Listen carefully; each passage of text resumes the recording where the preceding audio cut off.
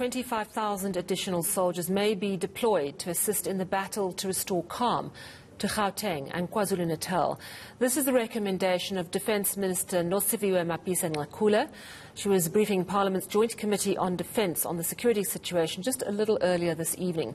The eNCA reporter Lindsay Dentlinger has been following that story and has all the details. Hi there again, Lindsay. So what exactly did the Defence Minister say about these 25,000 troops, how soon they might be deployed and how it's going to unfold? Sally, a bit unclear at this hour exactly how it's going to unfold. She did tell the committee that after a meeting with the President last night, in which the President is reportedly said that he was very unhappy with the situation and felt that the troops had to be increased to 10,000 in number. Then he met with opposition parties today. They felt that that number should be as much as 75,000, which is the same number of troops we saw on the ground during the start of the hard lockdown. And the ministers telling the committee just over an hour ago that the feeling was that they needed to reach some type of middle ground. And what we know right now, the minister travelling on her way to a National Security Council meeting, which is due to take place this hour, to discuss and to work on the plan for increasing the number of soldiers we see in those hotspot provinces of KwaZulu-Natal and Gauteng. She said the paperwork had to be prepared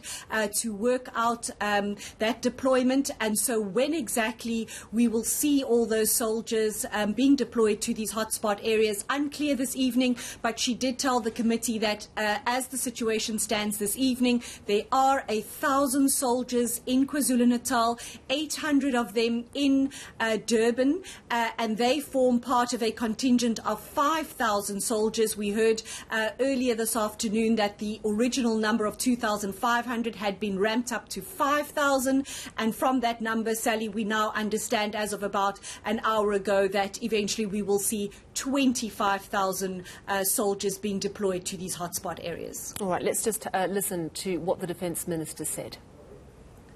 We are submitting, we discussed with the President after that meeting, and we agreed that, okay, we don't have to say 75,000, but we should also not keep at the 10,000 which the President had proposed, that we should rather find a middle way, because you also don't want to mobilize for the sake of mobilizing, because our mobilization must also be informed by the continuous assessment of the situation, Chairperson, on the ground. So we've now submitted, we've now submitted a request for deployment of plus minus 25,000 members. So in other words, we're trying to find a middle way between the 75 and the 10,000, which was proposed by the President. So we will start, Chairperson, with the 25. It's interesting, Lindsay. I mean, we've gone from 2,500 in the last day or so to now the minister saying we actually need 10 times that amount. The question all through this is, where was the intelligence? A sense that the reaction and the looting was massively underestimated. Did that come up this evening? It did indeed, Sally. After she made that announcement that we have just heard in that clip you've just played, the DA, two members of that party, saying that they supported the minister, they were happy that she was increasing this number, but a fear that it might be too little too late. And she was asked why the response had not been quicker, and she had to concede, Sally, that the intelligence was lacking. She said she didn't want to use the phrase, but for a lack of a better one, they had been caught with their pants down, she said, and she said this was also true of the police. We learned this evening how much they've relied on social media to inform their intelligence. She said, according to their plan, she said they were more than 90% accurate in terms of deployment to roads that they knew would be closed, but she said she had to admit that they had no idea idea, Sally, that there would be a looting spree, and that looting spree would take place at malls in these two provinces. She said the initial idea was for the soldiers to guard national key points, the airport, fuel supplies and the like, to ensure that the stability and food security wasn't impacted, but that they had no idea that the attacks would fall on malls rather than these national key points, and saying that they had really been caught napping there, and that they actually had no idea that those were essentially the targets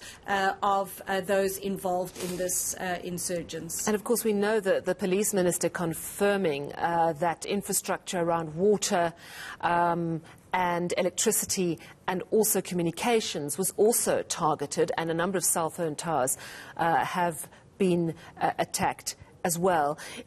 It's interesting that she's going off now to a National Security Council meeting because, of course, everyone is asking, do we need a state of emergency? And she was quite clear yesterday that we're not there yet. But interesting how things are changing with this extra deployment of troops.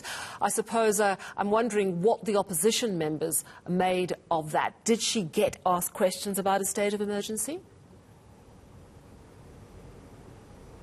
Sally, she did not. I think they were very distracted immediately by her announcing this increase in the number of troops. But before she joined that meeting, in his opening remarks, the chairperson of the Defence Committee, Cyril Kaba, saying that from the Parliament's point of view, they didn't feel that the number of soldiers on the ground were enough. And he expressed the view that if the number was not increased, then it could lead to the necessity for a state of emergency. But as I say, once the minister making that announcement, the opposition parties who did respond to her announcement saying that they immediately backed her and that they would wait for her to lay new paperwork before Parliament. As you know, Parliament needs to be informed of these kind of deployments, the number of troops that will be on the ground, and opposition parties saying that they were very pleased that the President is reported to have said, this relayed by the Defence Minister,